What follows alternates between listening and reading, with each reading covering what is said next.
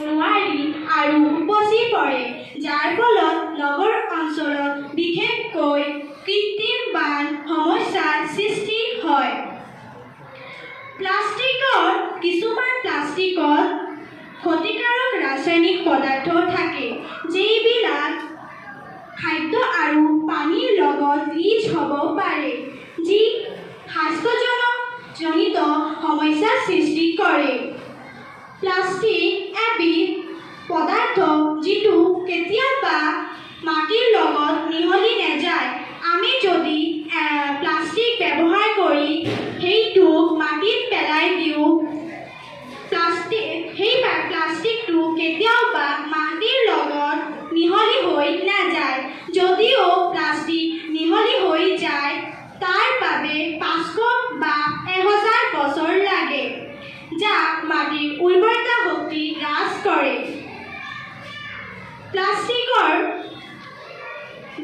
আমি প্লাষ্টিকৰ সলনি বজাৰলৈ যোৱাৰ সময়ত পাটৰ বেগ আদি ল'ব পাৰোঁ। যদিও আমি জানো প্লাষ্টিক পৰিবহণ কৰিবলৈ সুবিধাজনক, তাৰ বিপৰীতে এইটো আমাৰ শৰীৰৰ পক্ষত ক্ষতিকাৰক। প্লাষ্টিকৰ ব্যৱহাৰে আমাৰ পৰিৱেশ দূষিত হৈছে। প্লাষ্টিকৰ বস্তু পানীত পেলাই দিয়াৰ পাছত সেইবিলাক টুকুৰা টুকুৰা হৈ পানী প্ৰদূষণ কৰে। লগতে জলজ প্ৰাণীবোৰ সেইবোৰ খোৱাৰ ফলত প্ৰতি বছৰ বহুত জলজ প্ৰাণীৰ মৃত্যু মুখত পৰিছে। প্লাষ্টিক যদি আমি পুৰাই দিব ভাবোঁ, তেন্তে হ'লে সেইটো পুৰাৰ বাবে বায়ু প্ৰদূষণ হোৱাৰ লগতে হয়।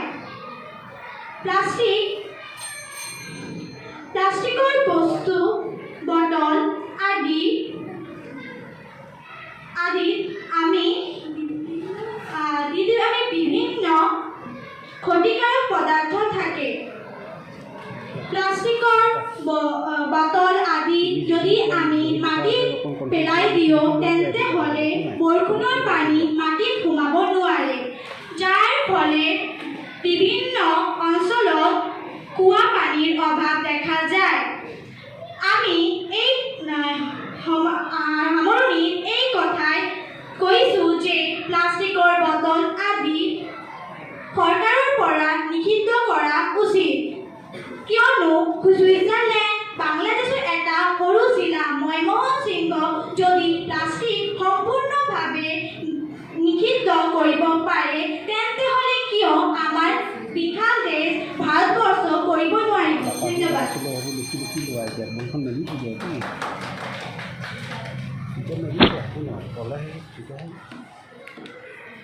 অৰ্জন কৰা উচিত।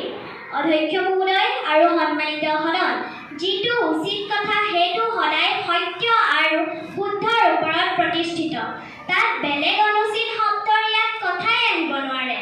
অধ্যক্ষ মহোদয়, সাধাৰণ এটা প্লাষ্টিকৰ বটল যদি আমি আমাৰ মাজৰ পৰা বৰ্জন কৰিব নোৱাৰোঁ, তেনেহ'লে আমি আমাৰ জীৱনত বহুতো সমস্যাৰে সমাধান কৰিব নোৱাৰিম। যিটো বস্তু ব্যক্তি, সমাজৰ, জনসাধাৰণৰ, ভূমণ্ডলৰ বাবে অনিষ্টকাৰী বুলি আমি জানো বা বুজি পাওঁ, তেনেধৰণৰ এটা সাধাৰণ প্লাষ্টিকৰ বটল আমি আমাৰ মাজৰ পৰা কিয় বৰ্জন কৰিব নোৱাৰোঁ? এই কথা বুজি পাবলৈ আমাৰ অলপ খেলিমেলি হৈ যায়। আমি কিহৰ বশৱৰ্তী হৈছোঁ? কিহৰ কাৰণে আমি আমাৰ লগতে আমাৰ নিজৰ ভূমণ্ডল, জনসাধাৰণৰ লগতে জীৱকুল আৰু আমাৰ উঠি অহা নৱপ্ৰজন্মক ধ্বংস কৰিব পৰা এটা সাধাৰণ প্লাষ্টিকৰ বটল আমি আমাৰ মাজৰ পৰা কিয় বৰ্জন কৰিব পৰা নাই? অধ্যক্ষ মহোদয় আৰু সন্মানিত সদন, শুনিবলৈ বেয়া লাগিলেও ক'বলৈ বাধ্য হৈছোঁ। মহোদয়, আমিবোৰ বাৰু আমাৰ মন, বিচাৰ, বুদ্ধি, বিবেক আনৰ ওচৰত বিক্ৰী কৰিছোঁ নেকি? আমি আমাৰ মন, বিচাৰ, বুদ্ধিৰ মতে চলা নাই। আমাক যেন আন কোনোবাই টকাৰ বিনিময়ত কিনি আনি আমাক পৰিচালনা কৰি আছে। অধ্যক্ষ মহোদয়, প্লাষ্টিকৰ বটল আমাৰ ভাৰতবৰ্ষৰ সৃষ্টি নহয়। অন্য বহুজাতিক কোম্পানীয়ে তাহাঁতৰ দেশৰ পৰা কম মূল্যত কিনি আনি আমাৰ ভাৰতবৰ্ষত প্ৰচলন কৰোৱাই আমাৰ জনসাধাৰণ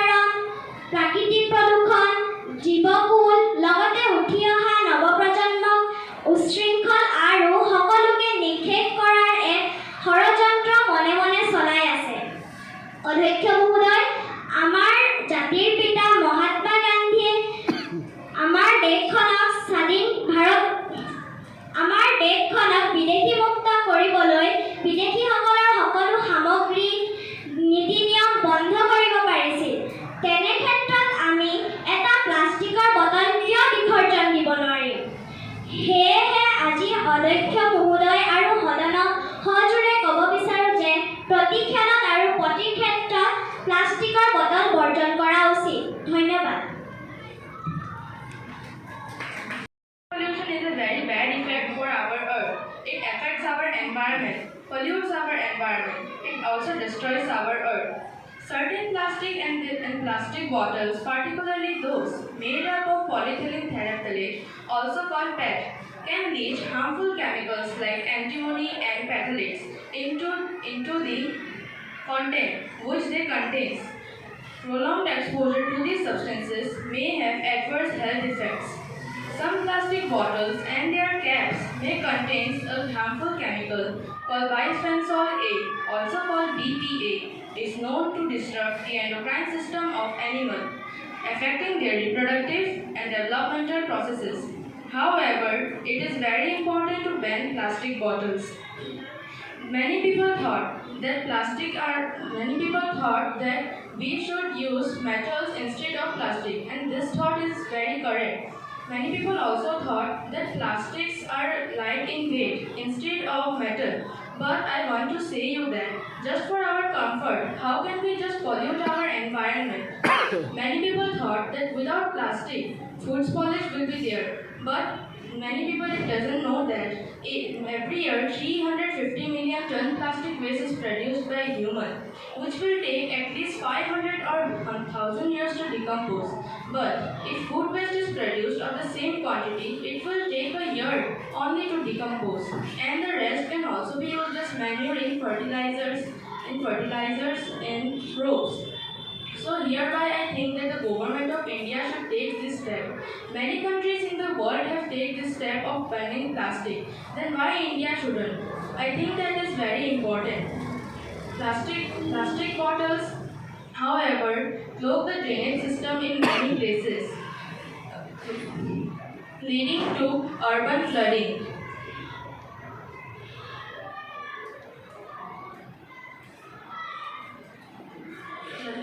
During heavy rains and storms, causing urban flooding.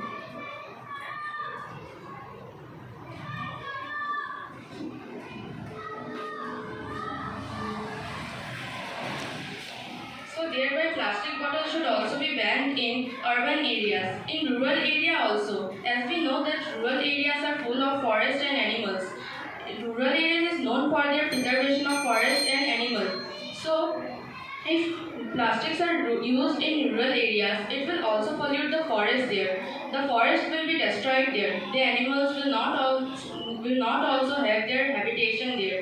So I think that plastic should also be banned in rural areas as well as urban areas also. Thank you. Teachers, parents, and all the students here. I'm here to speak from the opposition of the debate, and the topic is plastic bottles should be banned. First of all, plastic bottles play a big part in convenience. They are lightweight and convenient, and thus they are easy to carry for beverages. And banning of plastic bottles would be an inconvenience to people, and thus they should not be banned. They are also very cost effective. Plastic bottles are cost effective, thus they lower the price of beverages. And banning them would lead to a rise in the costs for consumers. There are also very environmental impacts, like plastic bottles. Plastic bottles can be recycled and used for many purposes rather than be banned completely. Plastic bottles can be recycled into many useful purposes.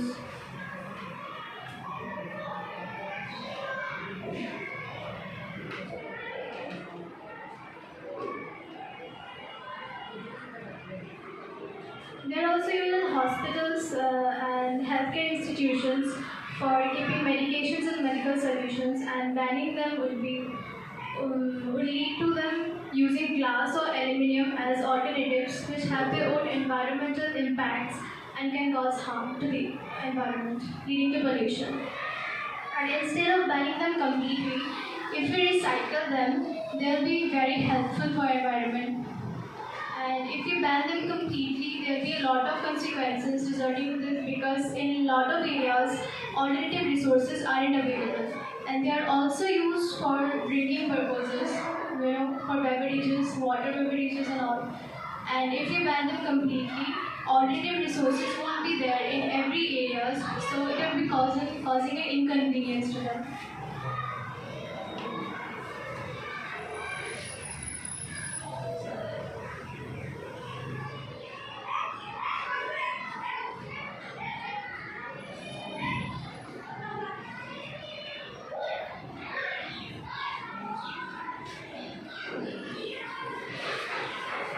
They are also used as bags and other materials, and if we ban them completely, they can't be recycled and used as any other materials. With all the given points, I believe I'll be able to convince you that plastics shouldn't be banned completely. Instead, measures should be taken to recycle them and make them useful for living. Thank you. কাৰণ মহামান্য মহোদয় আমি সকলোৱে জ্ঞাত যে plastic হৈছে এক অপচনীয় সামগ্ৰী। প্লাষ্টিক হৈছে এনে এটা পদাৰ্থ যাক 500 বা 1000 বছৰ মাটিত পুতি থলেও পচি নাযায়, বৰঞ্চ মাটি প্ৰদূষণে কৰে। তাৰোপৰি যদি প্লাষ্টিকবোৰ পুৰি পেলাম বুলি ভবা হয়, তেতিয়া তাৰ পৰা যি গেছ নিৰ্গত হয়, সেই গেছে মানুহৰ নানা ধৰণৰ বেমাৰ আজাৰ কৰাৰ উপৰিও বায়ু প্ৰদূষিত কৰে। মহামান্য মহোদয়, আমি সকলোৱে জানো যে প্লাষ্টিকবোৰ পলিমাৰৰ পৰা তৈয়াৰ কৰা হয়। এই প্লাষ্টিকে আমাৰ শৰীৰৰ কাৰণে অতি ক্ষতিকাৰক বুলি জানিও আমি প্লাষ্টিকৰ বটলবোৰ বাৰে বাৰে ব্যৱহাৰ কৰোঁ, যাৰ ফলত আমাৰ শৰীৰৰ কাৰণে অতি ঘাতক হৈ পৰে আৰু কেঞ্চাৰ জাতীয় বেমাৰৰ সৃষ্টি হয়। মহামান্য মহোদয়, এই প্লাষ্টিকে আমাৰ শৰীৰৰ কাৰণে কিমান ক্ষতিকাৰক বুলি জানিও যদি আমি প্লাষ্টিকৰ বটলবোৰ বাৰে বাৰে ব্যৱহাৰ কৰোঁ, তেতিয়াহ'লে ভাবকচোন মানৱ জীৱনৰ কাৰণে ই কিমান হানিকাৰক আৰু ক্ষতিকাৰক হ'ব। সেইকাৰণে মহামান্য মহোদয়, মই সম্পূৰ্ণভাৱে প্লাষ্টিক আৰু প্লাষ্টিকৰ সামগ্ৰী বন্ধ হোৱাটো বিচাৰোঁ। ধন্যবাদ। সন্মানীয় আজিৰ এই তৰ্ক প্ৰতিযোগিতাত উপস্থিত থকা মাননীয় বিচাৰক মহোদয় আৰু সন্মানীয় সদন মণ্ডলী আৰু অন্য প্ৰতিযোগীসকলৰ লগতে ইয়াত উপস্থিত থকা গণ্যমান্য ব্যক্তিসকল, আজিৰ এই তৰ্ক প্ৰতিযোগিতাত মোৰ বিষয়বস্তুটো হৈছে প্লাষ্টিক বটল নিষিদ্ধ কৰিব লাগে, সেইবাবে মই সপক্ষ দলত থিয় হৈছোঁ। সন্মানীয় সদন, আজিকালি প্লাষ্টিকৰ ব্যৱহাৰ সহজ আৰু সৰল হোৱাৰ বাবে মানুহে ভাবে যে প্লাষ্টিকে আমাক বহুতো উপকাৰ কৰে, কিন্তু আচলতে এনে নহয়। প্লাষ্টিকে আমাক উপকাৰতকৈ অধিক অপকাৰহে সাধন কৰে। যেতিয়া আমি প্লাষ্টিকৰ বটলত পানী খাই য'তে ত'তে পেলাই দিওঁ, তেতিয়া এই প্লাষ্টিকৰ বটলবোৰ নলা নৰ্দমা, খাল, বিল, মাটি আদিত জমা হয়। যিহেতু আমি জানো যে প্লাষ্টিক হৈছে এক অজৈব পচনশীল সামগ্ৰী, ই মাটিত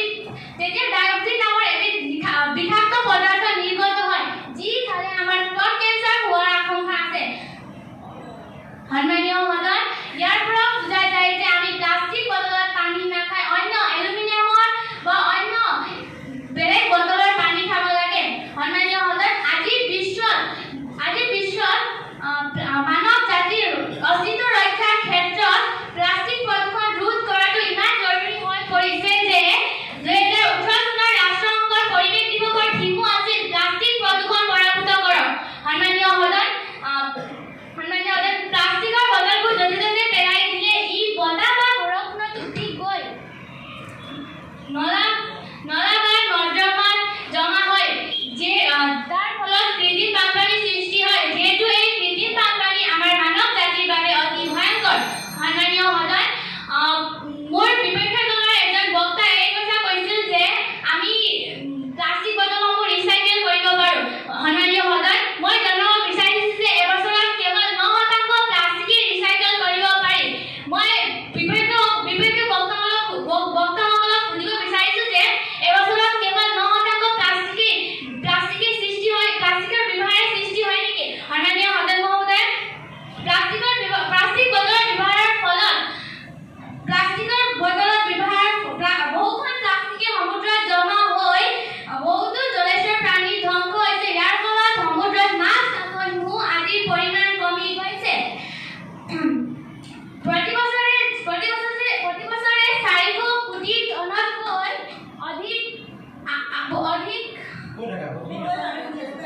অধিক প্লাষ্টিক আৱৰ্জনা সৃষ্টি হয়। তাৰ পৰা কেৱল 14 নিযুত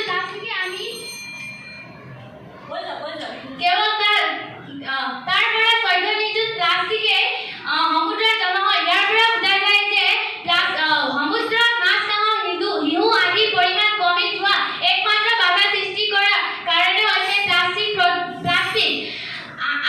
সন্মানীয় সদন, ইতিমধ্যে মই প্লাষ্টিক বটল বা প্লাষ্টিক সামগ্ৰী ব্যৱহাৰৰ ক্ষেত্ৰত মানৱ জীৱনক কিদৰে প্ৰভাৱ পেলাইছে এই কথাসমূহ ক'লো। ইয়ে বেমাৰ আজাৰ সৃষ্টি কৰাৰ লগতে পৰিৱেশ প্ৰদূষণ কৰে, যিটো সমগ্ৰ পৃথিৱীৰ বাবে এটা অভিশাপ স্বৰূপ। এনেদৰে যদি আমি প্লাষ্টিক বটল ব্যৱহাৰ কৰি থাকোঁ, তেন্তে এটা সময়ত এই প্লাষ্টিকে আমাৰ পৃথিৱীৰ জীৱকূল ধ্বংস কৰি তুলিব। সেয়ে মই প্লাষ্টিক বটল ব্যৱহাৰ কৰাৰ ক্ষেত্ৰত আৰু প্লাষ্টিক বটল নিষিদ্ধ কৰাৰ ক্ষেত্ৰত সদায় সাপেক্ষে হৈ থাকিম। ধন্যবাদ। বা আমি ঘৰৰ বাহিৰতে গ'লে আমাৰ হাতত পানীৰ দৰকাৰ হয়, তেনেহ'লে আমাৰ কাঁচৰ বোতল বা অন্য বোতলৰ পৰা প্লাষ্টিক বোতল সুবিধাজনক হয়। আৰু আমি যদি প্লাষ্টিক বোতল ইমানেই অপকাৰী হয়, তেনেহ'লে আমাৰ ঔষধসমূহ কিয় প্লাষ্টিক বোতলত থাকে? আৰু আমাৰ যি প্লাষ্টিক বোতল বা বস্তুৰ আমি ব্যৱহাৰ নকৰিলে, আমি যদি আমাৰ চকী বা টেবুল বনোৱা হ'লে আমাৰ গছ কাটিবলগীয়া হ'ব। সেইকাৰণে আমাৰ প্ৰাকৃতিক সম্পদো ধ্বংস হ'ব পাৰে। সেইকাৰণে আমাৰ প্লাষ্টিক বস্তু ব্যৱহাৰ কৰিব লাগে।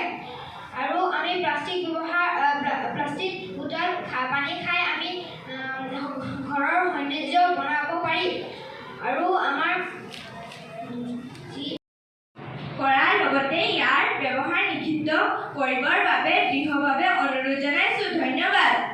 আজিৰ তৰ্ক প্ৰতিযোগিতাৰ বিষয়টো হৈছে প্লাষ্টিক বটল বৰ্জন কৰা উচিত। এই কথাষাৰ আমি সহজে মানি ল'ব নোৱাৰোঁ, কাৰণ প্লাষ্টিকে আমাৰ কিমান ক্ষতি কৰিছে এই কথাষাৰ আমি ভাবি চোৱা নাই। বৰ্তমান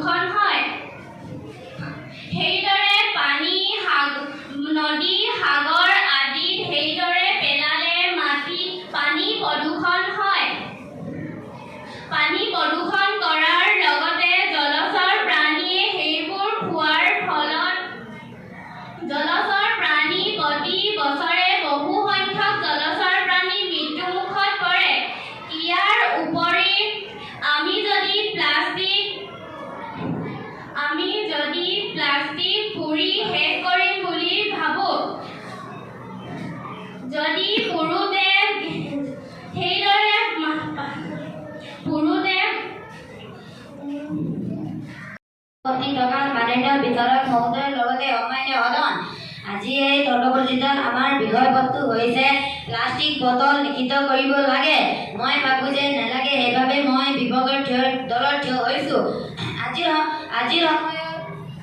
আজিৰ সময়ত প্লাষ্টিক বটল হৈছে আমাৰ জীৱনত এক এৰাব নোৱাৰা অংগ হৈছে এই প্লাষ্টিক। আমাৰ জীৱনে সম্পদৰ দৰে হৈ পৰিছে এই প্লাষ্টিক নিষিদ্ধ কৰা মানে হ'ল আমাৰ জীৱনৰ পৰা এক অংগ আমাৰ জীৱনৰ পৰা আঁতৰাই পেলোৱা। প্লাষ্টিক বহু ক্ষেত্ৰত ব্যৱহাৰ হয়। ৰাতিপুৱা শুই উঠাৰ পৰা হোৱালৈকে আমি দৈনন্দিন জীৱনত প্লাষ্টিক ব্যৱহাৰ কৰোঁ। এই ব্যৱহাৰ বাবে সহজলভ্য আৰু কম খৰচৰ হয়। প্লাষ্টিকৰ আমাৰ বাবে বহু অৱদান আছে, যেনে বৰ্তমান যুগত পানীক সুৰক্ষা দিয়াৰ পৰা লৈ সকলো বস্তুতে প্লাষ্টিক বটল ব্যৱহাৰ কৰা হয়। আজিৰ সময়ত আমাৰ ঘৰৰ ৰান্ধনী সামগ্ৰী যেনে দাইল, চেনি আদি সুৰক্ষা দিবলৈ প্লাষ্টিক বটল ব্যৱহাৰ কৰা হয়। পোনপ্ৰথমে আমি প্লাষ্টিকৰ মূল্যখিনি বুজি তাক য'তে ত'তে পেলাই দিব নালাগে। তাৰ সলনি তাক ৰিচাইকেল কৰি ৰিচাইকেলৰ জৰিয়তে ফুলদানি, মালা ইত্যাদিবোৰ বিভিন্ন ধৰণৰ বস্তু প্ৰস্তুত কৰিব পাৰোঁ। যিহেতু প্লাষ্টিকে যিখিনি অৱদান আমাৰ বাবে আগবঢ়াইছে, যিখিনি সুবিধা আমাৰ বাবে দিছে, সেইখিনি আমি কেতিয়াও পাহৰি যাব নালাগে। প্লাষ্টিক ভাল, আঠাযুক্ত আৰু পানী প্ৰতিৰোধকাৰী ভাল। প্লাষ্টিক ভিন ভিন প্ৰকাৰৰ থাকে। PE নামৰ প্লাষ্টিক আজিৰ সময়ত 100% ৰিচাইকেবল যোগ্য হৈ পৰিছে। লাহে লাহে সকলো ধৰণৰ প্লাষ্টিক 100% ৰিচাইকেবল যোগ্য হৈ পৰিব। সেইবাবে আমি প্লাষ্টিকৰ উৎপাদনখিনি কম কৰিব পাৰোঁ, কিন্তু প্লাষ্টিক নিষিদ্ধ কৰিব নোৱাৰোঁ। তথ্যদলৰ কিছু বক্তাই এইটো কৈছিল যে প্লাষ্টিক বটল নলাই পেলাই দিওঁ, তাৰ কৃত্ৰিম বানপানী হয়, মাটি পুতি দিওঁ। আমি এইটো কেতিয়াও কোৱা নাই, কোনেও কোৱা নাই যে তাক জ্বলাই দিব লাগে। তাৰ সলনি আমি তাক ৰিচাইকেল কৰি পেলাব লাগে। আমি ৰিচাইকেল কৰাৰ জৰিয়তে আমি বিভিন্ন বস্তু বনাব পাৰোঁ। আমি কোনেও কোৱা নাই যে তাক জ্বলাব লাগে, কিবা কৰিব লাগে। তাক আমি ৰিচাইকেল কৰিব পাৰোঁ। আৰু এই প্ৰদূষণখিনি কেলে হৈছে মই সুধিব বিচাৰিছোঁ।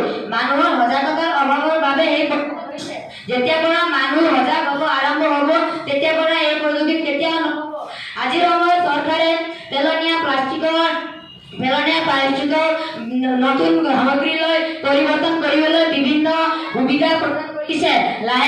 আজিৰ সময়ত লাহে লাহে নতুন ফেক্টৰীও বনোৱা হৈছে, যাৰ এই ফেক্টৰীত নতুন সামগ্ৰী প্ৰস্তুত কৰা হয় পেলনীয়া প্লাষ্টিকৰ পৰা।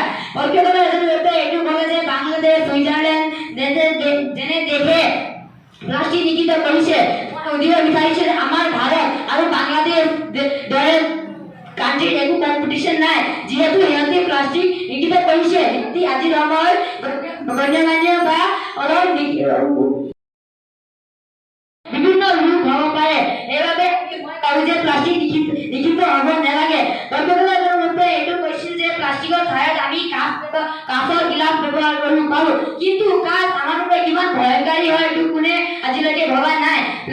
প্লাষ্টিক প্ৰয়োগ কৰা সময়তে একো ধৰণৰ গেছ নহয়, কিন্তু কাঁচ যেতিয়া আমি ফেক্টৰী উৎপাদন কৰোঁ, তেতিয়া লিড, ক্লৰিন দৰে বিভিন্ন ধৰণৰ হানিকাৰক গেছ উৎপন্ন হয়।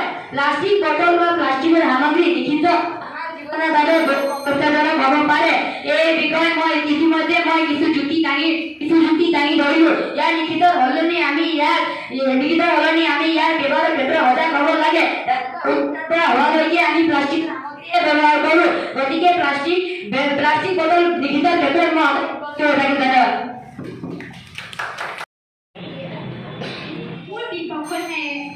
একজন বলেছে যে আজকাল প্লাস্টিকের টেবিল ব্যবহার করা হয়, কিন্তু আজকাল ফ্যাশনেবল যুগ। আজকাল মানুষের কাচের টেবিল বা অন্যান্য জিনিস ব্যবহার করে, যা অধিকতর সুন্দর এবং ইকো ফ্রেন্ডলি জিনিস। আরেকজনে বলেছে যে বাংলাদেশ, সুইজারল্যান্ডের সঙ্গে আমাদের কোনো প্রতিযোগিতা নেই। আমাদের প্রতিযোগিতা নেই বুঝেছি, কিন্তু আমাদের প্রতিযোগিতা আছে কোন দেশকে সর্বাগ করা যায়, কোন দেশকে শ্রেষ্ঠত্বর আসনে বসানো যায়। আমি চাই আমার ভারতবর্ষকে। আমার আরেকজন বিপক্ষ বলেছে যে প্লাস্টিকের জিনিস বোতল অনেক সুবিধাকর আর অনেক কমফোর্টেবল, কিন্তু এটা অনেক ক্ষতিকারক। একজনে বলেছে যে কাঁচের জিনিস অনেকই ক্ষতিকারক, কিন্তু বর্তমান স্টিলের যুগ আছে, স্টিলেরও ব্যবহার করা যায়, স্টিলটা অনেক দিনই থাকে। আরেকজনে বলেছে যে প্লাস্টিক রিসাইক্লিং করে আমি ডিজাইনিং জিনিস বানাতে পারি।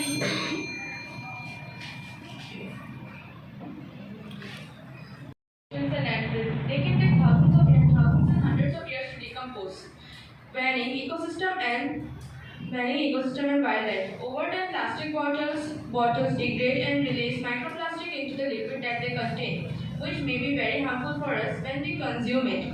Wildlife may become entangled in plastic bottles, providing them injuries, impaired movement, and at the end, they have a painful death.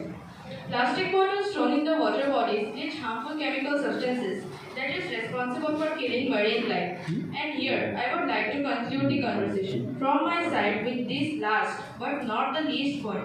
As we all know that animals are a very important part of our ecosystem, but plastic risks the life of many animals. If we throw the plastic bottles in the garbage dump, the animals will get stuck in it.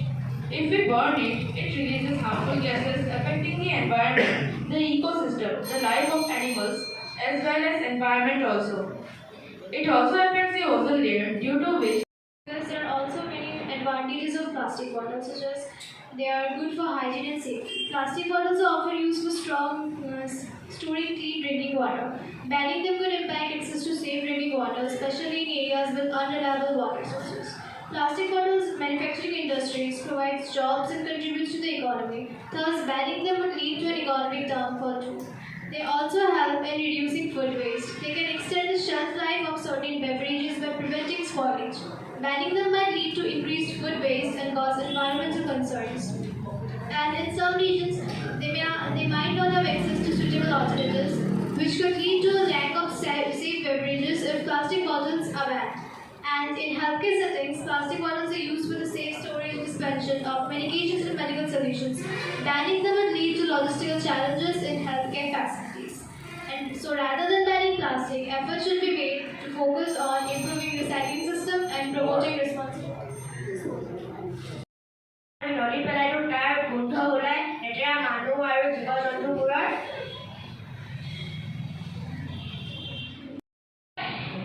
সন্মানীয় সদন, মই জানিব বিচাৰিছো যে কোনো এটা বস্তুৰ দাম কম হ'লে মানে কোনো এটা বেয়া বস্তু আমি কিনি ল'ব নালাগে। আমি ভাল বস্তু ভাল দামতে কিনিব লাগে। আৰু বিপক্ষ দলৰ এজন বক্তাই এই কথা কৈছিল যে প্লাষ্টিক বটলসমূহ ইউজ কৰাত আমাৰ সহজ হয়। মাননীয় সদন মহোদয়, মই ক'ব বিচাৰিছো যে যদি প্লাষ্টিকবোৰ সহজ হয় তেন্তে কাঠতো একো নাই। কাঠ আৰু এলুমিনিয়াম মৰাপাট আৰু আন বহুতো সামগ্ৰী আমি প্লাষ্টিকৰ সলনি ব্যৱহাৰ কৰিব পাৰোঁ। আৰু বিপক্ষ দলৰ এজন বক্তাই এই কথাও কৈছিল যে আমি ৰাতিপুৱাৰ পৰা ৰাতি হোৱালৈকে প্লাষ্টিকে ব্যৱহাৰ কৰোঁ। সন্মানীয় সদন, মই জানিব বিচাৰিছো যে এক ছেকেণ্ডত গোটেই বিশ্বত 1,60,000 প্লাষ্টিকবোৰ আৱৰ্জনা সৃষ্টি হয়।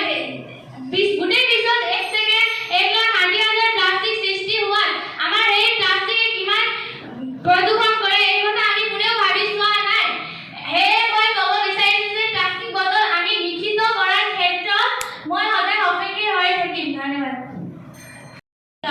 মাননীয় সদন মহোদয়, পক্ষদলৰ এজন বক্তাই এইটোও কৈছিল যে প্লাষ্টিকৰ ঠাইত আমি মৰাপাট ব্যৱহাৰ কৰিব পাৰোঁ, কিন্তু পক্ষদলৰ সকলোৱে কৈ আছে যে প্লাষ্টিকে প্ৰদূষিত কৰে। তেনেহ'লে আমি মৰাপাটৰ গছবিলাক কাটি তাৰ পৰা আমাৰ পৰিৱেশ কিমান ধ্বংস হ'ব, এইটো আমি বুজি পাব লাগে যে প্লাষ্টিক ব্যৱহাৰ কৰাৰ পৰা বেছিও মৰাপাটৰ গছবিলাক কাটিলে ধ্বংস হ'ব পাৰে।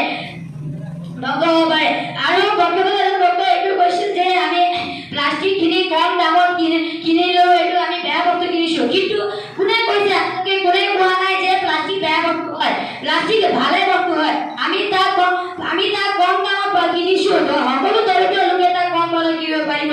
বেছি দাম কাঁচ ষ্টীল, আমি কোৱা নাই যে কাঁচ ষ্টীলবিলাক ব্যৱহাৰ নকৰাকৈ থাকিব লাগে, এইকেইটাও ব্যৱহাৰ কৰিব লাগে, কিন্তু আমি কৈছোঁ প্লাষ্টিকটো নিষিদ্ধ হ'ব নালাগে। ব্যৱহাৰ কৰক নকৰক এইটো নহয় যে আমি কৈছোঁ প্লাষ্টিকটো নিষিদ্ধ হ'ব নালাগে। আৰু পক্ষদলৰ এজনে বক্তাই এইটো কৈছিল যে প্লাষ্টিক বটল খাই পেলাব লাগে, কিন্তু আমি এইটো কোৱা নাই যে প্লাষ্টিক বটলটো খাই পেলাব লাগে, তাক আমি খোৱা সামগ্ৰীয়ে থ'ব লাগে। ইমানতে কৈ ধন্যবাদ। আজি যি ডিবেট কম্পিটিশ্যন এটা বৰ গুৰুত্বপূৰ্ণ এটা দিন আজি সঁচাকৈ আজি যিহেতু জ'নেল লেভেলত আছিলে, গতিকে আমাৰ স্কুল লেভেলে হওক বা ক্লাষ্টাৰ লেভেলে হওক তাতকৈ কিন্তু এবাৰ অধিকভাৱে আমাৰ ধুনীয়া হৈছে। ডিবেট কম্পিটিশ্যন আমাৰ আজি জনেল লেভেল ডিবেট কম্পিটিশ্যন, কাৰণ আমাৰ স্কুল পৰ্যায়তো নিৰ্বাচন হৈ আহিছে, প্লাছ আমাৰ ক্লাষ্টাৰ লেভেলতো তেখেতলোকে নিৰ্বাচন হৈ আহি আমাৰ জনেল লেভেলত আজি তেখেতলোকে যোগদান কৰিছে। গতিকে নিশ্চয় ভাল হ'ব। সঁচাকৈ আমি এই ডিবেট কম্পিটিশ্যন সুন্দৰভাৱে যিহেতু আপোনালোকে ছাত্ৰ ছাত্ৰীসকলে অংশগ্ৰহণ কৰিছে, তাৰ বাবে প্ৰথমে আনন্দিত হৈছোঁ আমি। আৰু যিসকল নডাল টিচাৰ ইমান কষ্ট কৰি যে ছাত্ৰ ছাত্ৰীসকলক লৈ আহিলে, তাৰ বাবে আপোনালোকৰ ধন্যবাদ জ্ঞাপন কৰিলোঁ। এতিয়া মোৰ হাতত তথা আমাৰ ক'ৰ টীমৰ হাতত আমাৰ আজি বিচাৰক মণ্ডলীয়ে প্ৰতিযোগীসকলৰ মাজৰ পৰা প্ৰথম বা দ্বিতীয় স্থান অধিকাৰ কৰা ছাত্ৰ ছাত্ৰীৰ নামসমূহ দাঙি ধৰিছে। মই আপোনালোকৰ আগত ক'ব বিচাৰিছোঁ, কোনসমূহ হৈছে অলপ চাব বিচাৰিছোঁ। আমি ক'ৰ টীমে কোৱা ধৰণে আমাৰ 3গৰাকী ছাত্ৰ ছাত্ৰীক আমাৰ বিচাৰক মণ্ডলীয়ে বাছি দিছে। আমি যদিও 3গৰাকী লৈছোঁ, তথাপিও আমাৰ যিহেতু জন লেভেল ব্লক লেভেল আমাৰ বাকী আছে হ'বলৈ, সেই ব্লক লেভেলত আমি এই 3জনৰ কথা আমি তাত ক'ম। আমাৰ যে বিচাৰক মণ্ডলীয়ে 3গৰাকীকৈ উলিয়াই দিলে আমাৰ পাৰ্টিচিপেটৰ সমস্যা থকাৰ কাৰণে 3গৰাকী লৈ এই 3গৰাকীৰ কথা আমি তাত ক'ম। যদিও আমাক যদি 2জন উলিয়াই দিব পাৰে, তেতিয়া কিন্তু আমাৰ অকণমান অসুবিধা নহ'ব। তথাপিতো আমি যদি মানে আপোনালোকক 2জন দিবলৈ কয়, আপোনালোকতো এটা দায়িত্ব আছে ন, তেতিয়া অসুবিধা একো নহয়। ইয়াত আমি 3জন ৰাখিছোঁ, যিজনক আমি ফাৰ্ষ্ট দিছোঁ সকলোকে তেনেকৈ আমি ৰাখিছোঁ ন 3জনক। গতিকে আমি নামিলে চিৰিয়েলি লিখি দিছোঁ, আপুনি প্ৰথম 2জনক পঠাব। ইয়াত আমি এতিয়া 3জনক চিলেক্ট কৰিছোঁ, যদি 2জনহে দিবলৈ কয় প্ৰথম 2জনক পঠাব। সেইটো মানে একো ভিতৰৰ পৰা আহিবলগীয়া কথা নহয়। আৰু আমি এতিয়া নাম্বাৰ ৱাইজতহে আমি ইয়াত দিছোঁ নামখিনি, ভিতৰৰ পৰা আহিবলগীয়া কথাই নহয়। আমি যি আমাৰ বিচাৰক মণ্ডলীয়ে আজিৰ ফলাফল আমাৰ ক'ৰ টীমৰ হাতত তুলি দাঙি ধৰিছে, মই নামসমূহ ক'ব বিচাৰিছোঁ। আমাৰ যি জনেল লেভেল ডিবেট কম্পিটিশ্যনত আজি ফাৰ্ষ্ট প্ৰাইজ পাবলৈ প্ৰথম স্থান অধিকাৰ কৰিবলৈ ওলাইছে আমাৰ নিকিতা লামা। তেখেত প্ৰধান ওচৰৰ হয়, সপক্ষে যুক্তি দাঙি ধৰিছিলে। আমি নিকিতা লামাক আমি অৱশ্যে জ্ঞাপন কৰি বিদ্যালয় জানো খাংকং মধ্যমীয়া বিদ্যালয় ছাত্ৰী নিকিতা লামালৈ আমাৰ ফালৰ পৰা অৱশ্যে জ্ঞাপন কৰিলোঁ আৰু উজ্জ্বল ভৱিষ্যত কামনা কৰিলোঁ। এইবাৰ দ্বিতীয় স্থান অধিকাৰ কৰা নামটো ঘোষণা কৰিব ওলাইছোঁ ৰাহুল ভুজিয়া।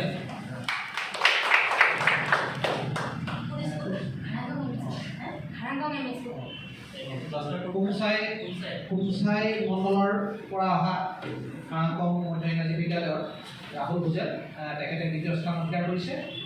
তেখেতক আমাৰ ফালৰ পৰা ধন্যবাদ জ্ঞাপন কৰিলোঁ তথা শুভেচ্ছা জ্ঞাপন কৰিলোঁ আৰু অনাগত দিনত তেখেতৰ সুস্বাস্থ্য কামনা কৰিলোঁ। এইবাৰ তৃতীয় স্থান অধিকাৰ কৰিছে অন্তৰা দাস, লিটুবজা হাইস্কুলৰ ছাত্ৰ। অন্তৰা দাসলৈ আমাৰ শুভেচ্ছা জ্ঞাপন কৰিলোঁ আৰু উজ্জ্বল ভৱিষ্যত কামনা কৰিলোঁ। এই 3গৰাকী আমি ছাত্ৰ ছাত্ৰীক আমাৰ বিচাৰক মণ্ডলীয়ে আমাক আজি নিৰ্বাচিত কৰি প্ৰথম, দ্বিতীয় আৰু তৃতীয় স্থান যিসকল ছাত্ৰ ছাত্ৰীয়ে অৰ্জন কৰিলে, তেখেতলোকে মোৰ ফালৰ পৰা আমাৰ ফালৰ পৰা এটাই অনুৰোধ, যাতে আমাৰ যি ব্লক লেভেল ডিবেট কম্পিটিশ্যন অনুষ্ঠিত হ'ব, তাত যাতে তোমালোকে আমাৰ বিচাৰক মণ্ডলীয়ে কোৱাৰ ধৰণে যিখিনি আমাৰ